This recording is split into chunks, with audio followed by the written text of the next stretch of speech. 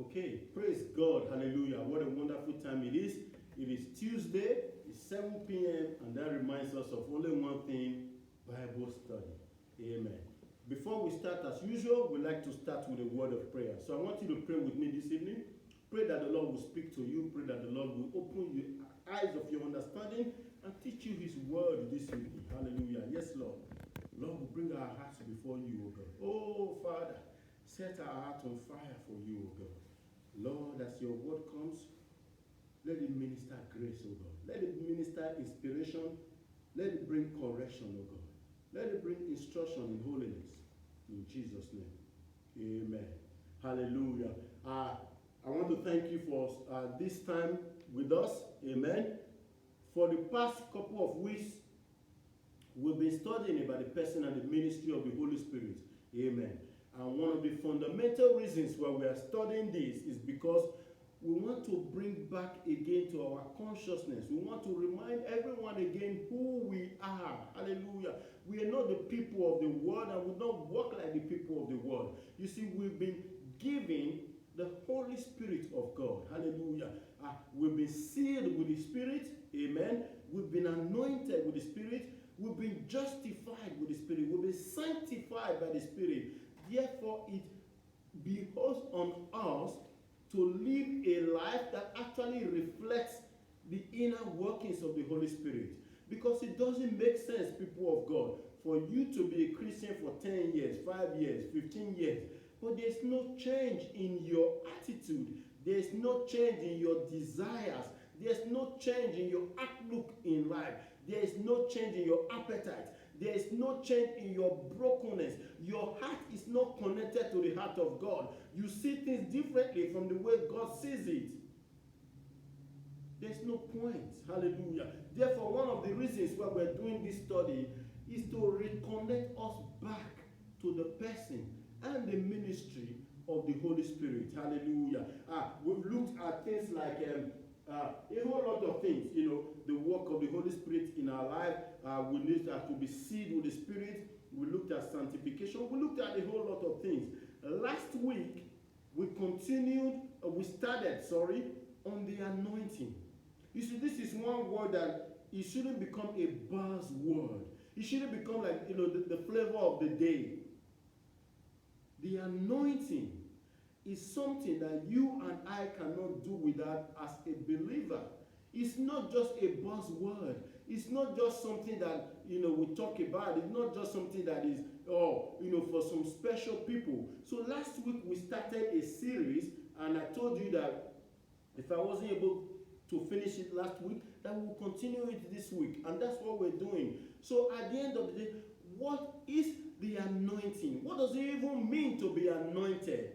Amen. And I remember I told you last week, the origin of this actually stems from the agricultural practices of those days, where the shepherd anoints the head of the sheep, to protect the sheep from being bombarded, by all those nasty insects, nasty bugs.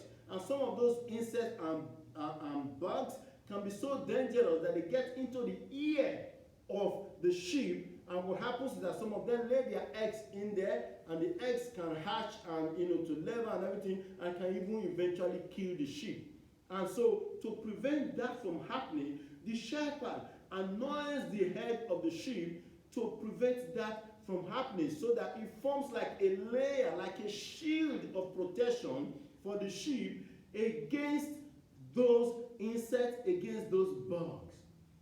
And therefore, to be anointed, or the anointing has come there to symbolize, to be set aside, to be consecrated, to be protected, to be empowered, to be endowed. Hallelujah. And as I told you last week, we've seen many instances in the scripture. If you look at David, for example, he was anointed with oil, hallelujah, and consecrated and set apart to a specific assignment or specific purpose that God has made for him, that is to become king over Israel.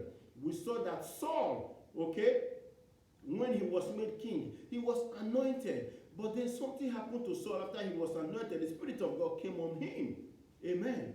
And so I can give you many instances of the anointing in the Bible, and we can also see with Paul and Silas, the Holy Ghost spoke, or Paul and Barnabas, sorry, and he said, separate me, Paul and Barnabas, to the work which I have called them. Amen. So that's anointing and consecration to a special office. But in all of these people of God, there is one predominant thing that I want to make sure that I bring back to your remembrance, which is Jesus Christ, the anointed one. Amen. So if you like, we are all under the anointing of Jesus. You see, he is the anointed one. He's the promised one, the promised Messiah. Amen. And that's different from what you and I have. Hallelujah. We have his spirit, but guess what? You are not the anointed one in that sense. Amen. You are not the anointed promised one in that sense. You are not the Messiah, and I'm not the Messiah. If you remember the book of Isaiah, Jesus opened the scroll and he read, and he said, the Spirit of the Lord is upon me because he has anointed me. He was speaking prophetically and specifically about himself, the special work that God has called him to do on this earth as the anointed one. Why am I saying this? Because the reason is because these days, okay, we see people, okay, who the Spirit of God has anointed and separate them onto some special work that the Holy Ghost has called them onto. But there's a tendency for those people that they start to parade themselves, okay, in their pride and in their glory. Hallelujah.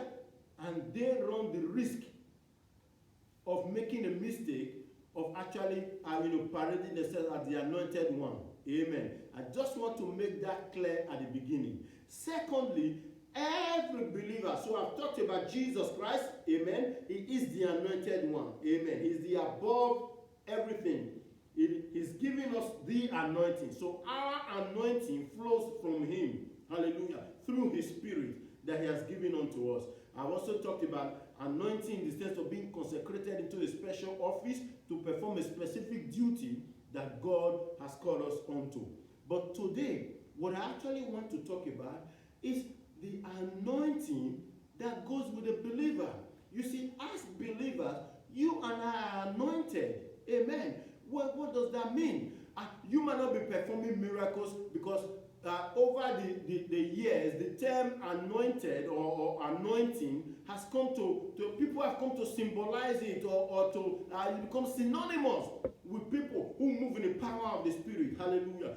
Where you see healings and deliverance and everything happen, then they say, oh, that person is anointed. That is true, but can I just bring it to your attention that even you as a believer, you are anointed by the Spirit of God. Hallelujah. His anointing is upon you, and that happens when you give your life to him. Because like I told you before, to be anointed means to be set aside, to be consecrated unto him. Hallelujah. You and I are to live a life of consecration, of sanctification. Unto whom? Unto God. Therefore, he has anointed us in order to be able to do that. Hallelujah. Here then is my question for you. Do you still crave for that anointing today? Hallelujah. Do you still crave for God to keep filling you and filling you and filling you with his anointing today? Or have you rescinded yourself to a corner and say, this anointing thing is not for me, it's only for a special class of people? The answer is no. Hallelujah. Because we have been anointed. If you look at 1 John, which we read last week as well, he said, the Spirit of the Lord is upon you. You have received the anointing of the Lord. The anointing that you have received is within you. Amen.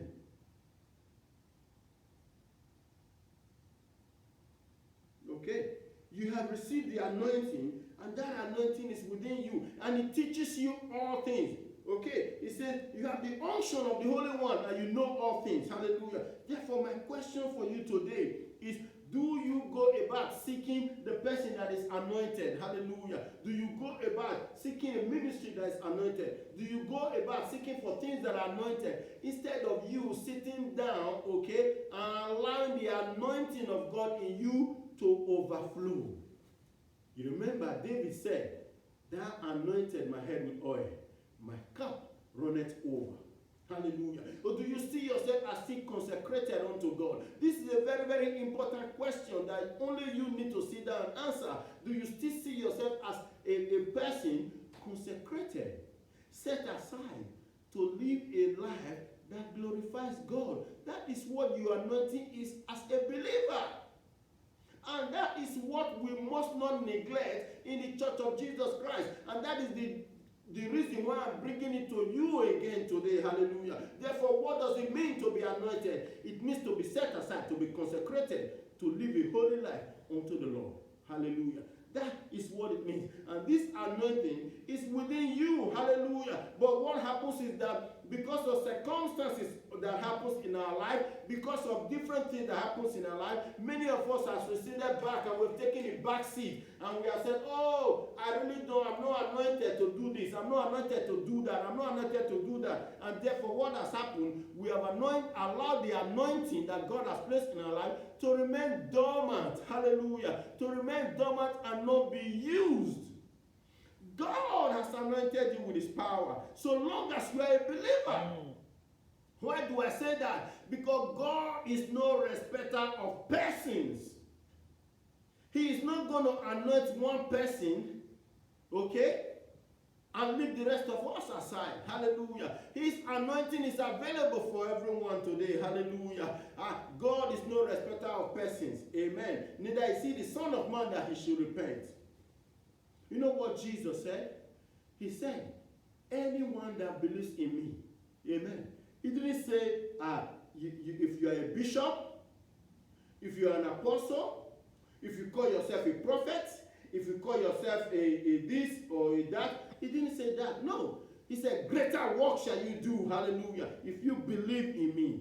Amen. He said, because I go to my Father, therefore I give unto you power to tread upon snakes and scorpions. Hallelujah. I want to assure you this evening, as you're hearing the sound of my voice, the anointing of God is within you. Make it come alive. Hallelujah. Nurture that anointing of God within you. It's time to stop looking onto a prophet, bishop, whatever you call them, and start looking above. Hallelujah. Because that's where our strength comes from. And start looking above. Hallelujah. You know, this is the funny thing, people of God. Every single day, God brings across your path an opportunity for you to demonstrate that anointing. But you know what happens? Most times we stay away. Hallelujah. Most times we shy away. Why do we shy away? Because our mind tells us that we are not anointed. Hallelujah. Because our philosophy tells us that we are not anointed. Our theology tells us that we are not anointed. Because all the while we have been brainwashed with the superstar Christian mentality. We look up to some Christians and we think they're the superstars. Amen.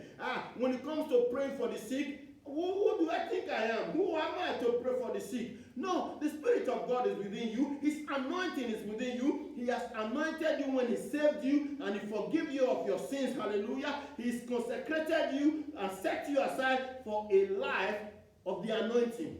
Therefore, when you get an opportunity to pray for the sick, what do? You don't hesitate. You pray for them. You know why? Because we're going to come to that shortly. The truth is that it's God that does the healing. It's not you. Hallelujah. Many of us have come across opportunity to witness to the goodness of God, to witness to the unbeliever. But we look at ourselves and say, oh, I'm not anointed. I'm not an evangelist. You know what a pastor friend told me? Hey, this I'll never forget. Every believer is an evangelist. Every believer is an evangelist. Amen. There is no special group of people, okay, that have been called to just do the work of evangelism. And the rest of us, we are something else. No, Jesus said, you shall be witnesses unto me. Hallelujah. You shall be witnesses unto me in Jerusalem, in Judea, in Samaria, and unto the uttermost part of the earth. Every opportunity that comes your way to witness, hallelujah, to unbelievers, to sinners, and pointing them to the person of Jesus Christ, use that opportunity. Amen. You know why? It's time to stop looking at yourself as no anointed. You know why? Because you are anointed by the Spirit of the Lord. Amen. You're thinking, what if nothing happens? Hey, what if something happens? Hallelujah. What if something happens? The anointing of the Lord is within you. You have received the unction of the Holy One, and you should walk on it. Hallelujah. But what happened? This is the danger. Amen. Are you still with me? This is the danger of having the mentality that I'm not anointed. Because what it means is that if you believe you are anointed, hallelujah, if the Holy Spirit, you know, His Spirit bears witness with our spirit that we are the children of God. And when His Spirit is bearing witness with your spirit that you are His child, what happens? You keep on oiling, you keep on walking in love, and walking in power, and walking in forgiveness, and dwelling on the word, and dwelling in prayer, and you keep moving forward. But this is the danger. If you then think that I'm not anointed, what happens? Then you start withdrawing. Amen. You will say to yourself, why do I need to pray? I'm not anointed anyway. You say to yourself, why do I need to study the scripture? Not that I'm going to understand it anyway. Not that I'm anything special anyway. And then what happens? The anointing of God within you, hallelujah, it's like a flame, people of God. It's like a flame. Remember last week I told you that as priests, we have been raised up, and you must not forget that you are a priest unto God. We have been raised up. Hallelujah. The priest in the Old Testament has to make sure that the candle in the tabernacle, it keeps burning 24/7. But if you have this mentality that I'm not a priest, I'm not anointed, I'm not set aside, what happens? You live your life the way you like. You give in to your appetite. You give in to the lustful desires and the lustful flesh of yours. Why? Because you do not think there is anything at stake. But people of God, I want to challenge you this evening. There's everything at stake. And you know what is at stake? Is the anointing that God has put in you. Hallelujah. And God expects you to use that anointing for His benefit. You remember the parable of the talent. Amen. The parable of the talent. The guy had only one. What happened? He buried it. And he said to the master, you are a hard man. You want to sow where you did not reap. The master said, at least you should have put it with the banks and let them yield interest. Take that which he has from him and give to another. To whom much is given, much is expected. People of God, I want you to begin to look at this with me this evening. Much has been given unto you. You say, me? Why me? Much has been given unto you. You know why? Because God could have placed you in any other time in history. You could have been living in the time of the early church, where they were taking Christians and burning them on the stake. Where there was a great persecution. You could have lived under Emperor Nero. God could have put you in a different time in this earth, where there was no internet, there was no air travel, there was no automobile. But God has put you in a time like this. Hallelujah. In a time like this. Therefore, we must not be a waster of His resources. Amen. We must not waste His resources. Amen. Because we don't feel anointed. Let me tell you something. You don't need to feel His anointing. Hallelujah. You don't need to feel it. It's the work of the Spirit. Hallelujah. And that's where we've been deceived so far. Hallelujah. Oh, we've been taught you've got to feel some tingling in your hands. You don't need to feel any tingling in your hands. Hallelujah. When you see the sick, Bible says you lay hands on the sick. Hallelujah. And the sick shall recover. The prayer of faith shall save the sick. Is any sick among you? Let him call for the elders. Hallelujah. The elders will anoint him with oil. Hallelujah. And when they pray over him, the sick shall receive healing. And that's where the church has missed it. Hallelujah. Because we then created this special class of people that we think they're the only ones that can do it. The anointing of God is upon you. Hallelujah. His grace is upon you. Hallelujah. His power is upon you. The effectual fervent prayer of a righteous man availeth much. Are you not a righteous man? Aye. Hallelujah. Come on. But here's the problem. If you don't see yourself as a righteous man, hallelujah, then what happens? Then you begin to live an unrighteous life. If you don't see yourself as anointed of God, then you see there's no need to put in any effort into it. Hallelujah. There's no need to step up in faith. There's no need to step out and reach out in faith. Hallelujah. Can I give you the good news? This time of the pandemic, there has been no better time, no better opportunity to preach the gospel than now. Yeah. I tell you what I do. When people ask me and say, oh, how are you coping with the pandemic? How are you coping with the virus and the lockdown? I said to them, hey, this hasn't come to me as a surprise. They go, huh? This hasn't come to me as a surprise because the Bible already told us to expect all these things. And I said to them, you know what? This is only a warning shot. Aye. This is only a dress rehearsal. And at that time, they become even more interested. Hallelujah. They want to hear what you know. Aye. Hey, somebody said to me, it looks like you had a foreknowledge. I do. Hallelujah. The book of Revelation has taught me all that. Hallelujah. And I mean, you use that as an opportunity. And I started to tell this man, and I said, oh, look, a time is coming that's going to be worse than this. I said, do you think this is bad now? Do you think this is unbearable now? You wait, still. The wrath of God comes on this nation. Hallelujah. And the seven seas and the trumpet and the wrath of God comes on the world. Oh, it looks like you've been given pre-warning. Yes. Sir, put your house in order. That's enough. Hallelujah. Amen. Put your house in order. Then they will thank you for it. Amen. And you know what? Then the Spirit of God takes whatever you have said, and the Holy Ghost begins to work on it on their heart and brings conviction, and they come to Christ. But if you see yourself as, oh, I'm not anointed, I'm not qualified, I don't know the Bible from Genesis to Revelation, I don't know Hebrew, Greek, and Aramaic, then you will not be able to put in this effort. You will not be able to do this. I tell you a testimony that somebody told me. He said, this woman is an illiterate. She knows nothing in terms of education. But then she came to church and the pastor said, you need to evangelize and you need to tell people about Jesus.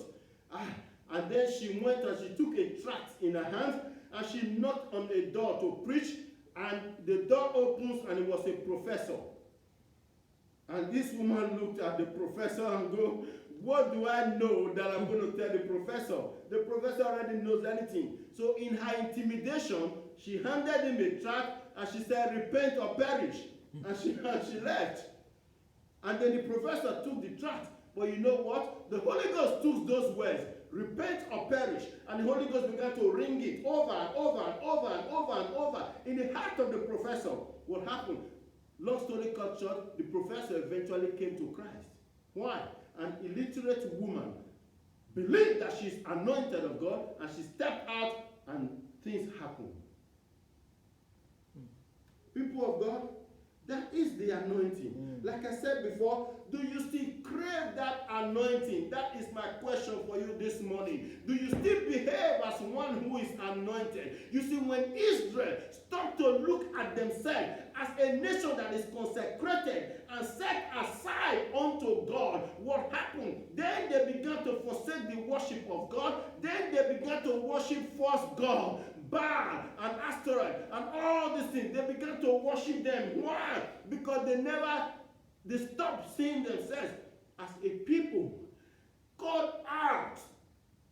A people called out. And that's what I want to emphasize this evening. You and I, we are a people called out. We might live in the world, but we are not of this world. Hallelujah. Our thinking system, our outlook on life, our view of life, our view of the things around us, our view of politics, our view of the health system, our view of the financial system, our view of everything is different from that of the world. Yes. We have a heavenly view of things. Hallelujah. We don't just see things as they happen. We have a spiritual insight, a spiritual interpretation to the things that are happening. Hallelujah. We live our life according to the dictates of the Word of God. And much more, we allow the Holy Ghost to do His work in us on a daily basis. And therefore, because of that, we live a life of consecration and a life of sanctification. But when you no longer see yourself as being anointed of God, then this will not mean anything to you anymore. What did the Bible say of Esau? Esau so lightly despised his birthright. He despised his birthright. Why? Because it didn't mean anything to him anymore. When you start despising the anointing, when the anointing doesn't mean anything to you anymore, you know what will happen? You will take it lightly. And before you know what's happening, you're selling it for a pot of soup, for a pot of porridge. What does it mean to be anointed? To be set aside. Hallelujah. What is your faith based on, people of God? You see, we are in this era now, okay?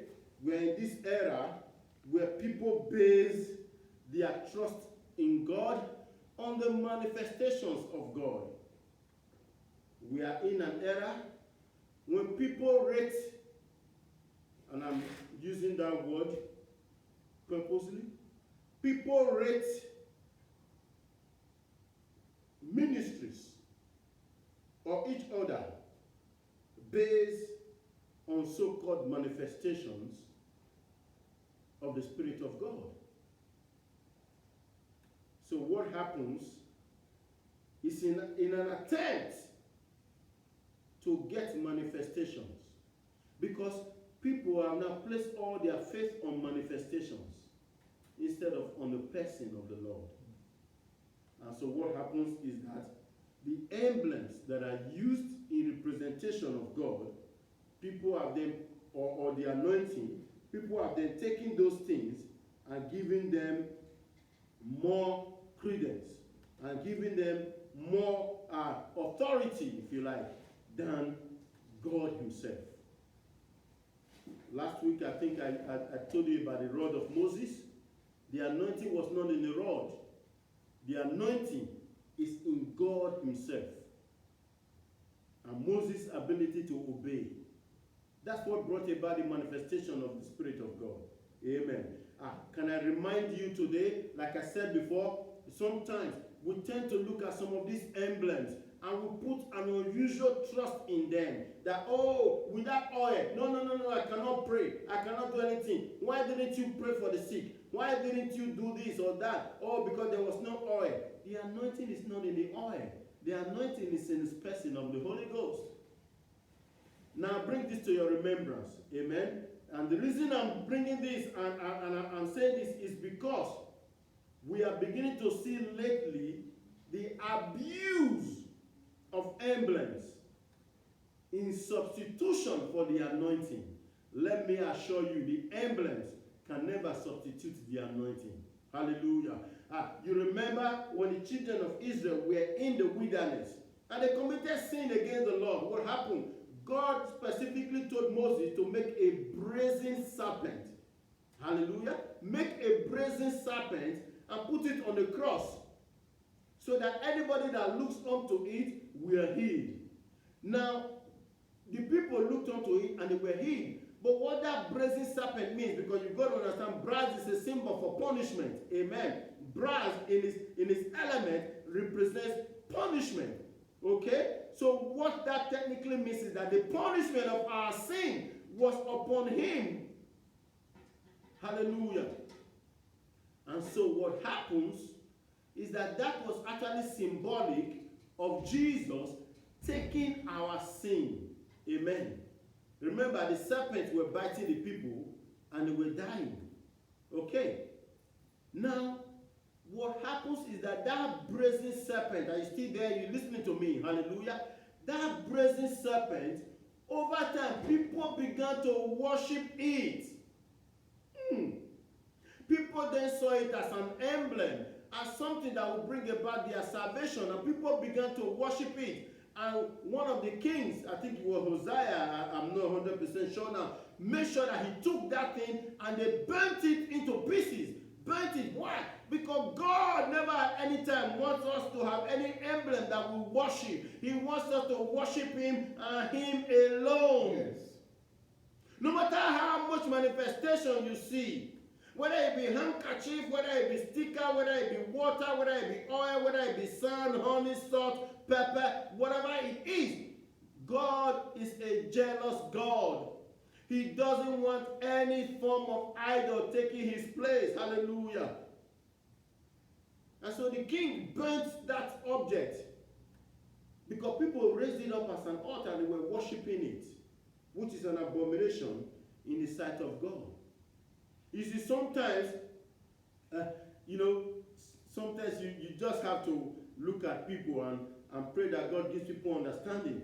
Sometimes I see people wear a shawl. Amen. I think somebody gave us one time ago, and we just use it to decorate the altar.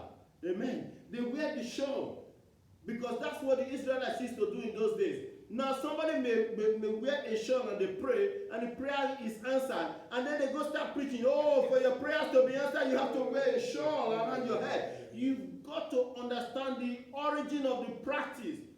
If you remember, you see, Jesus spoke to the Pharisees, and he said, "We don't do your prayers in the open. You go in and lock yourself in the closet. You pray in the closet so that your God who hears you in your closet will also hear you and reward you openly." Now the show to the Jewish, okay, and that's why you see all these Jewish men, they always wear that cap on their head. What is a symbol it's a symbol, and what that means is that it's a sign or a symbology of that quietness. Amen. Cutting out every distraction before the presence of the Lord. That's why they wear the cap, and that's why they wear the shawl. Amen. Putting on the shawl, technically, is as if you put yourself in a room free of distractions. Because when you're praying unto God, those of you who have ever prayed, you know that one of the things that happens that prevents you from getting into the presence of God is distractions. Distractions, your mind going here and there and everywhere. And so they wear this shawl as a symbology to say, I'm in a room. Amen. And I'm covering myself. I'm now in the presence of God. That's all it is. The answer to your prayers is not in the shawl. Amen. It's not in the cloth. The answer to your prayer is in the goodness of God. Hallelujah. And I said to you last week, and I'll say it again, the foundation of our relationship with Christ, everything hangs on the sacrifice of Jesus on the cross. Anything else is questionable. That's what the show is. Hallelujah. And then we also see people talking about mantle. The mantle, the mantle. There's no anointing in the mantle. The anointing is in God. Hallelujah. Amen. And I remember talking to you about salt and honey and sand and all that. And I remember we must be careful of borderline witchcraft and borderline sorcery. Yeah. Very, very important, people of God. Do not be carried away by emblems. Emblems are not the anointing. There is only one source of an anointing, and that is the person of the Lord Jesus Christ manifesting and blessing us with his Holy Spirit. Hallelujah. Amen. The Holy Spirit in the life of a man is the anointing. Hallelujah. I talked to you about the handkerchief and the apron. Hallelujah. And you can see that most times people then build their religion on top of what are exceptional cases in the scripture. Because we know that Paul took handkerchiefs and aprons that came out from Paul's body, they laid it on the sick and they were healed. But hang on, those were exceptional cases. Amen. Does God still do that today? Absolutely. God can still do it. But you know what? The anointing is not in the handkerchief. Therefore, when somebody is telling you, come and buy this handkerchief, one handkerchief for $1,200, okay, there's no anointing in the handkerchief. Hallelujah. He just wants to make some quick buck out of you. Amen. I know some of you are not going to like this, but we have to say the truth of the word of God. Hallelujah. Amen. I told you, sometimes we say we have results. Yes, we have results, but some results are questionable. Amen. We don't just go by results, we go by what is biblical. Hallelujah. The Bible is our blueprint, and whatever the Bible has stated for us, that's what we follow. Not the machinations of men, not men trying to twist the gospel. Hallelujah. Or to bring in additional burdens and additional doctrines on top of the Bible. No. The Bible has made it very clear. Hallelujah. You have the Spirit of the Holy One on your inside. Hallelujah. And because of that unction, you know all things. Amen. He has anointed us with his Spirit. Hallelujah. He has anointed us with his power. Amen. And therefore, our job now is to keep that anointing fresh.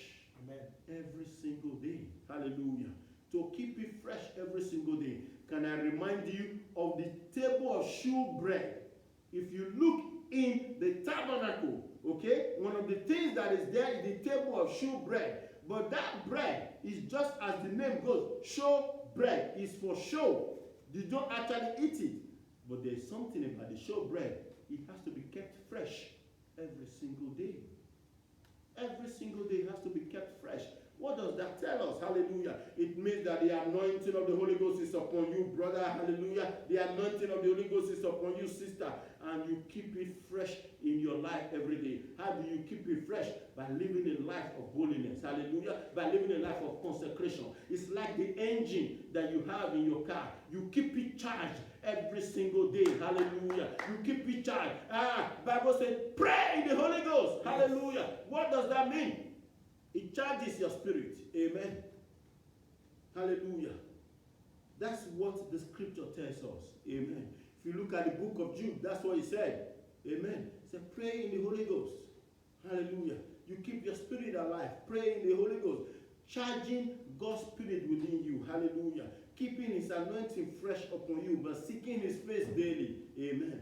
Because the anointing is upon you, person of God, child of God, daughter of God, son of God. His anointing is upon you. You don't need to substitute it with anything else. No. The anointing does not need any substitution. It doesn't need any substitution. It's pure, it's holy, and it's powerful the way it is. So, people of God, I want to encourage you this evening. The question I have for you is this. Do you still have the hunger for the Holy Spirit of God? Or have you contracted it out? Do you still have the hunger for the anointing? Or have you contracted it out to water that you bought? Or you've contracted it out to a handkerchief that you bought? Or you contracted it out to whether it be a sticker or anything else that you bought? You remember Simon the sorcerer? Peter was used by God to do some miracles. And Simon the sorcerer was looking. And this is a man that is supposed to have given his heart to Christ. When he saw all these things, he went to Peter and he offered Peter money and said, let me buy this gift of you. What did Peter do? You perish with your money. And Peter pronounced a curse upon him. Anyway, that's Peter. Amen. But what does that tell us? We cannot buy it. So if you're going to buy some special oil, I'm going to buy some special water, I'm going to buy some special sticker, I'm going to buy some special handkerchief, may I point you back to the scripture? Yes. The anointing cannot be bought. Hallelujah. Why? It's a free gift of God. Like I said to you, are you still desiring the anointing of God? Every day, do you still hunger and thirst for the infilling of the Holy Ghost? Or are you just satisfied to contract it out and just buy it? It's a question for you to answer. And then you have ministers. They are selling you all these things to you. cannot be sold, they cannot be bought. It's the gift of God, lest no man should boast. Yes. You see, we look at the book of Acts. It's called the Acts of the Apostles. What it really is the Acts of the Apostles through the Holy Ghost. Or the Acts of the Holy Ghost through the Acts of the Holy Ghost, walking through the apostles. That's what it really is. Every single thing you see in the book of Acts is the working of the Holy Ghost. Yeah. He's just using the apostles as his vessels. And that's who you and I are. We are only vessels in his hands. Hallelujah. And therefore you must continue to seek to be a vessel unto honor in the hands of our God. Hallelujah. To be anointed for good work. Anointed for good work. Hallelujah. I cannot stress it enough. I cannot emphasize it enough that God has placed his anointing on you as a believer. Amen. We need to rise up in boldness and step out. Hallelujah. It cannot be bought. It cannot be substituted. Amen. We cannot substitute the anointing with salt and pepper. Yeah? And honey and sand. Hey. Yeah? And water and oil and handkerchief and shroud. Do you know the funny thing? You know, let me just tell you this. There's what is called the shroud of Turin. So what happened is that when Jesus resurrected, remember how they wrapped him and they put a special cloth to cover him. Okay? When Jesus resurrected, the cloth he took away and folded in one corner. Hey, they took the cloth because they examined it and then they saw the footprint of the face of Jesus on it. And that cloth became something extraordinary. I think it's still hidden somewhere in the Vatican right now. Can I tell you, the power of Jesus is not in the cloth.